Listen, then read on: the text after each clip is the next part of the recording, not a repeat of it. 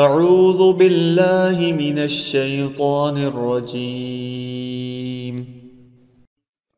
پناہ مانگتا ہوں میں اللہ کی شیطان مردود کے شر سے۔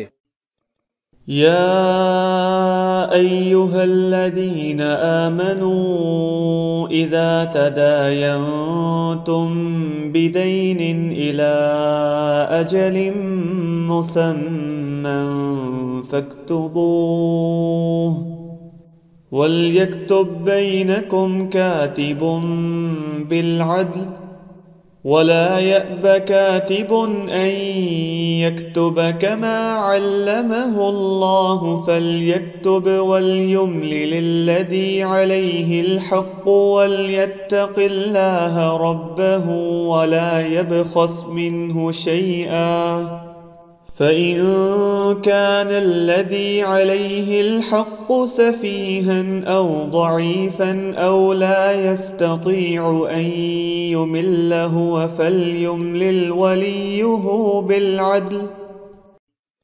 وَاسْتَشْهِدُوا شَهِيدَيْنِ مِن رِّجَالِكُمْ فَإِن لَّمْ يَكُونَا رَجُلَيْنِ فَرَجُلٌ وَامْرَأَتَانِ مِمَّن تَرْضَوْنَ مِنَ الشُّهَدَاءِ أَن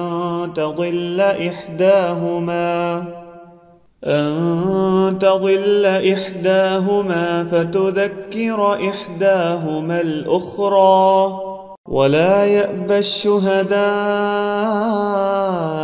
إِذَا مَا دُعُوا وَلَا تَسْأَمُوا أَن تَكْتُبُوهُ صَغِيرًا أَوْ كَبِيرًا إِلَى أَجَلِهِ ذَلِكُمْ أَقْسَطُ عِندَ اللَّهِ وَأَقْوَمُ لِلشَّهَادَةِ وَأَدْنَى أَلَّا تَرْتَابُوا إِلَّا أَن تَكُونَ تِجَارَةً حَاضِرَةً تُدِيرُونَهَا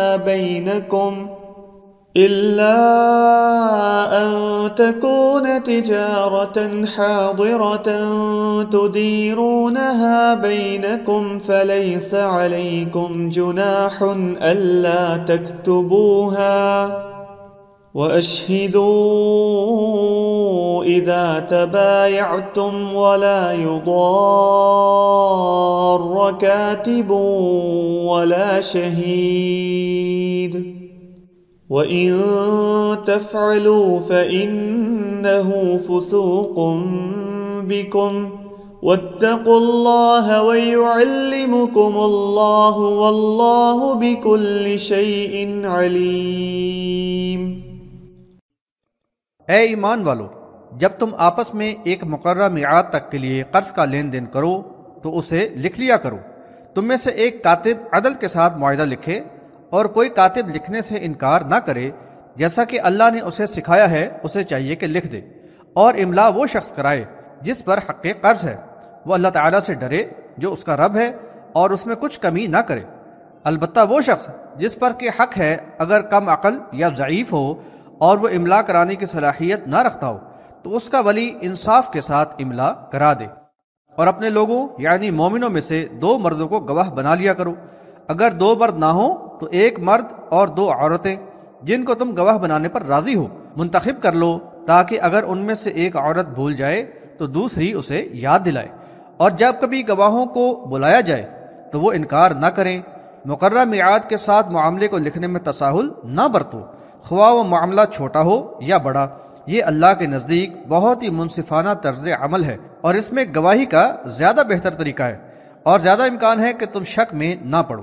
البتہ اگر روبرو ہو کر تم دست بدست یعنی نقد سودا کرو تو اس کو نہ لکھنے میں کوئی حرج نہیں، اور جب بھی خرید و فروخت کرو تو گواہ بنا لیا کرو، اور دیکھو نہ تو کاتب کو کسی قسم کا نقصان پہنچایا جائے اور نہ گواہ کو۔ اگر تم نے ایسا کیا تو یہ صریح نافرمانی ہوگی۔ اللہ سے ڈرتے رہو، اللہ تمہیں سکھلا رہا ہے اور اللہ ہر چیز کا خوب جاننے والا ہے۔ حاشیہ نمبر 318۔ یہ آیت الدین ہے جو قرآن کی طویل ترین آیت ہے۔ اس میں لین دین یعنی قرض اور تجارت کے معاملات کا اصولی طریقہ کار واضح کیا گیا ہے۔ دراصل اسلام ایک مکمل ضابطۂ حیات ہے، اس میں زندگی کے تمام ہی اہم پہلوؤں اور ضروریات کا پوری طرح احاطہ کیا گیا ہے۔ معاملات کی بعض جزیات کو بادی نظر میں غیر اہم سمجھ کر چھوڑ دیا جاتا ہے، ان میں تساہل بڑھتا جاتا ہے، لیکن اس کوتاہی سے عملی زندگی میں بڑی دشواریاں اور خرابیاں رونما ہوتی ہیں۔ قرآن میں ان کو شرح و بسط کے ساتھ بیان کر دیا گیا ہے۔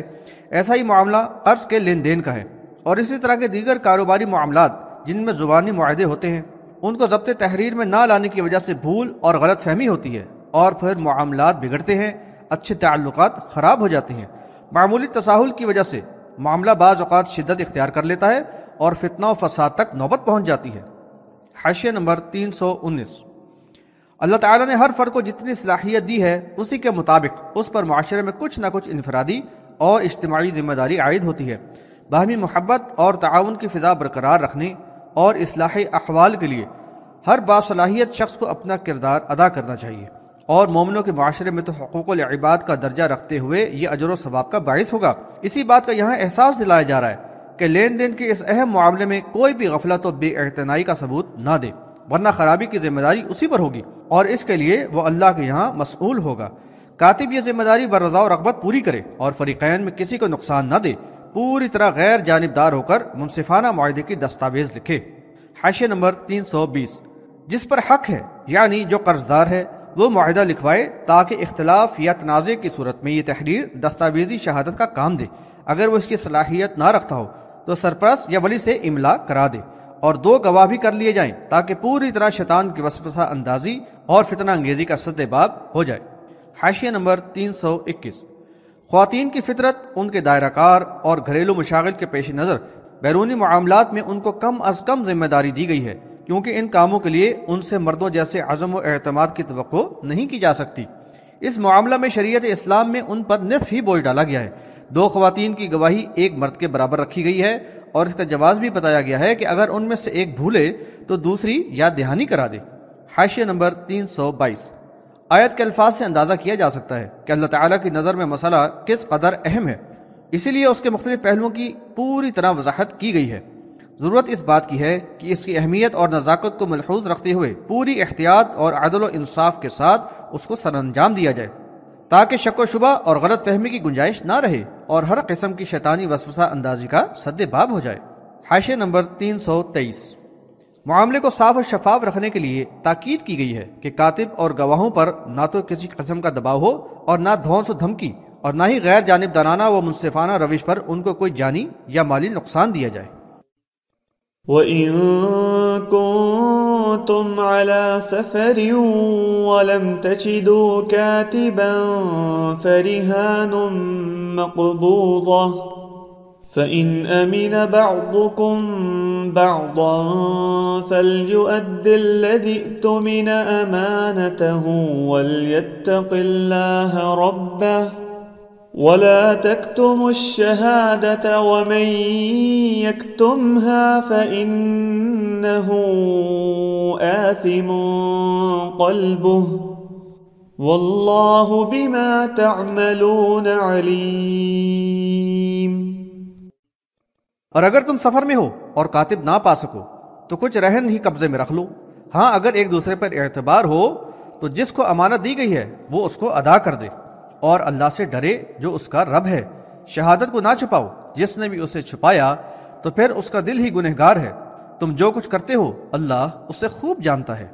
حاشیہ نمبر 324۔ یا رہن کی اجازت دی گئی ہے، اگر کوئی لکھنے والا نہ ملے یا لکھنے کی سہولت نہ ہو تو مقروض کچھ سامان بطور ضمانت دائن یعنی قرض دینے والے کے حوالے کر دے۔ نبی صلی اللہ علیہ وسلم نے ایک مدت تک کے لیے یہودی سے اناج خریدا اور اپنی زرہ اس کے پاس رہن رکھ دی، بحوالہ بخاری کتاب الرہن فی الحضر۔ اس حدیث سے یہ بھی ثابت ہوا کہ بغیر سفر کے عام حالات میں بھی رہن پر قرض دیا جا سکتا ہے، لیکن یہ بات یاد رہے کہ رہن شدہ مال بطور ضمانت رکھا جاتا ہے اور ایک طرح کی امانت ہوتا ہے، چنانچہ اس سے فائدہ اٹھانے کا حق مالک کو ہی ہوتا ہے۔ اگر دائن اس سے فائدہ اٹھائے گا تو یہ سود ہی کی ایک شکل ہوگی۔ حاشیہ نمبر 325۔ باہم اعتماد اور اعتبار کی صورت میں رہن کی ضرورت نہیں، بغیر رہن کے بھی قرض دیا جا سکتا ہے، لیکن اس سلسلے میں مقروض اور دائن یعنی قرض خواہ امانت و شہادت کے معاملے میں اللہ سے ڈرتے رہیں۔ یہ ایمان کا لازمی تقاضا ہے۔ امانت میں خیانت، کتمان شہادت یا جھوٹی شہادت ایمان کی قطعاً منافی ہے اور عباد الرحمن کے شایان شان نہیں۔